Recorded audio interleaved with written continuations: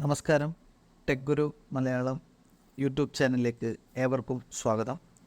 ഇന്ന് നമ്മൾ ഡിസ്കസ് ചെയ്യാൻ പോകുന്നത് ജെൻകിൻസിനെ കുറിച്ചിട്ടാണ്.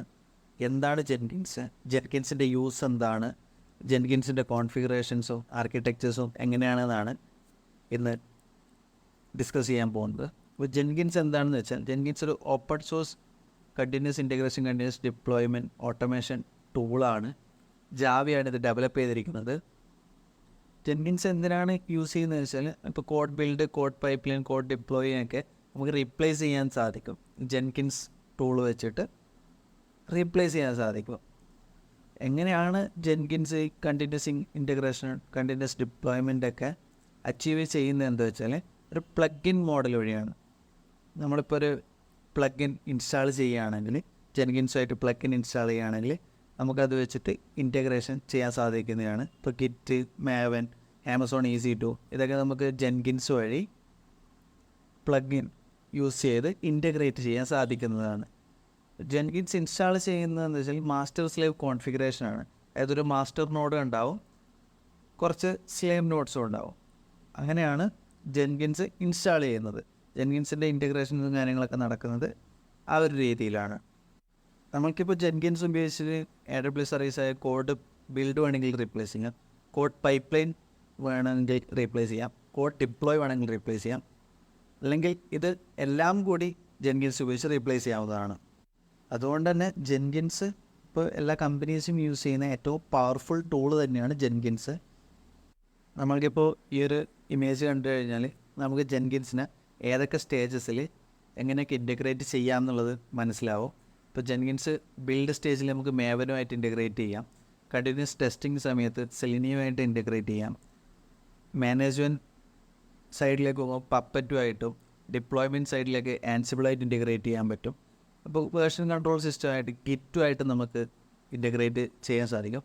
അപ്പോൾ ഇത്രയും എല്ലാ സ്റ്റേജസിലും, ഇപ്പോൾ ഡെവോപ്സ് ഫീൽഡിൽ വരുന്ന എല്ലാ സ്റ്റേജസിലും നമുക്ക് ഓരോരോ പ്ലഗ് ഇൻ വഴി നമുക്ക് ജെൻകിൻസിനെ ഇൻറ്റഗ്രേറ്റ് ചെയ്യാൻ പറ്റുന്നതാണ്. അപ്പോൾ നമ്മളിങ്ങനെയാണ് ജെൻകിൻസിൻ്റെ മാസ്റ്റർ സ്ലേവ് ആർക്കിടെക്ചർ കോൺഫിഗർ ചെയ്യുന്നത്.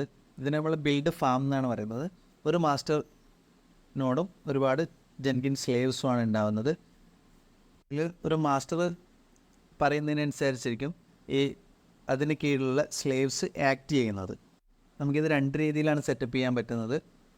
ഒരു രീതി എന്ന് വെച്ചാൽ, ബോത്ത് മാസ്റ്റർ ആൻഡ് സ്ലേവ്സ് ഒരു EC2 ഇൻസ്റ്റൻസിൽ അല്ല ഒരു സെർവറിൽ തന്നെ ചെയ്യാൻ വേണ്ടി സാധിക്കും.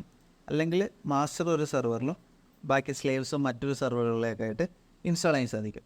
രണ്ടും ഒരു സെർവറിൽ ഇൻസ്റ്റാൾ ചെയ്യുമ്പോൾ ഉള്ള പ്രശ്നം എന്താണെന്ന് വെച്ചാൽ, ഒരുപാട് ബിൽഡും കാര്യങ്ങളൊക്കെ വരുന്ന സമയത്ത് ലോഡ് കൂടുവാനും ഡാമേജ് സംഭവിക്കാനുള്ള സാധ്യതയുണ്ട്.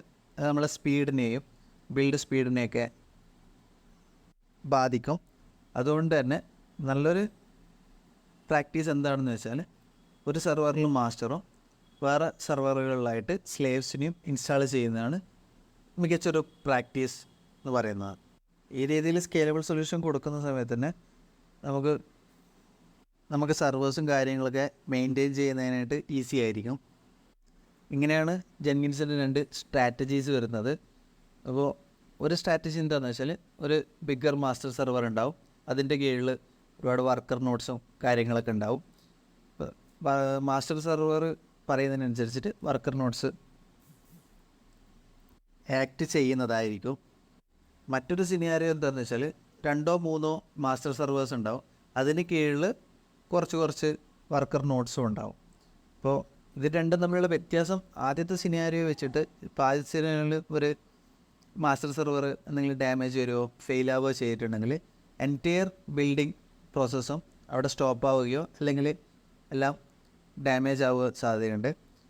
രണ്ടാമത്തെ സിനാരിയോൻ്റെ ഗുണം എന്താണെന്ന് വെച്ചാൽ, ഈവൻ ഒരു മാസ്റ്റർ നോഡ് ഫെയിലായാലും മറ്റ് 2 മാസ്റ്റർ നോഡ് വെച്ചിട്ട് നമ്മുടെ ബിൽഡ് സ്റ്റേജും കാര്യങ്ങളൊക്കെ നമുക്ക് ഈസി ആയിട്ട് ആക്ട് ചെയ്യാൻ പറ്റുന്നതാണ്. ആ രീതിയിൽ ഈ മാസ്റ്റർ നോഡ്സ് ഇൻ്റർ കണക്റ്റഡ് ആയിരിക്കും. ഏതെങ്കിലും സർവീസസ് വഴി ഫയലൊക്കെ അങ്ങോട്ടും ഇങ്ങോട്ടും ഷെയർ ചെയ്തിട്ട് ഇൻ്റർ കണക്റ്റഡ് ആയിരിക്കും മാസ്റ്റർ നോട്ട്സ്. ഇപ്പോൾ ഈവൻ ഒരു മാസ്റ്റർ നോഡ് ഫെയിലായാലും ബിൽഡിംഗ് സ്റ്റേജിനോ അല്ലെങ്കിൽ ആ പ്രോസസ്സിനോ യാതൊരുവിധ കുഴപ്പങ്ങളും സംഭവിക്കുന്നില്ല. അപ്പോൾ ഏറ്റവും ഈസിയായൊരു മെത്തേഡും ഏറ്റവും നമ്മൾ ഡാറ്റാസ് നല്ല രീതിയിൽ പോവാതെ ഉള്ളൊരു മെത്തേഡും ഈ രണ്ടാമത്തെ മെത്തേഡാണ്. 2-3 മാസ്റ്റർ നോട്ട്സും അതിന് കീഴിൽ ഓരോരോ വർക്കർ നോട്ട്സിനെയും ഡിപ്ലോയ് ചെയ്യുന്നതായിരിക്കും ഏറ്റവും നല്ല പ്രാക്ടീസ്. നമ്മളിവിടെ ഒരു എക്സാമ്പിളാണ് കാണിച്ചിരിക്കുന്നത്. നമ്മളൊരു ഡെവലപ്പർ ഒരു കോഡ് ഡെവലപ്പ് ചെയ്ത് കോഡാക്കി കഴിഞ്ഞ് അത് കോഡ് കമ്മിറ്റിലേക്ക് പുഷ് ചെയ്ത് കഴിഞ്ഞാൽ ഒരു പൈപ്പ് ലൈൻ ട്രിഗർ ആവും. അതിനുശേഷം കോഡ് പൈപ്പ് ലൈനിൽ നിന്ന് കോഡ് ഡിപ്ലോയിലേക്കാണ് പോകേണ്ടുന്നത്. നമ്മളിവിടെ അതിന് വരെ കോഡ് ഡിപ്ലോയ്ക്ക് പകരം ജെൻകിൻസ് യൂസ് ചെയ്യും. അപ്പോൾ കോഡ് ഡിപ്ലോയ് സക്സസ് ആണെങ്കിൽ ജെൻകിൻസ് കോഡ് ഡിപ്ലോയിലേക്ക് കൊടുത്തതിന് ശേഷം ആപ്ലിക്കേഷൻ സെർവറിലേക്ക് ഡിപ്ലോയ് ചെയ്യുന്നതായിരിക്കും. ഇതാണ് ജെൻകിൻസ് എങ്ങനെ കോഡ്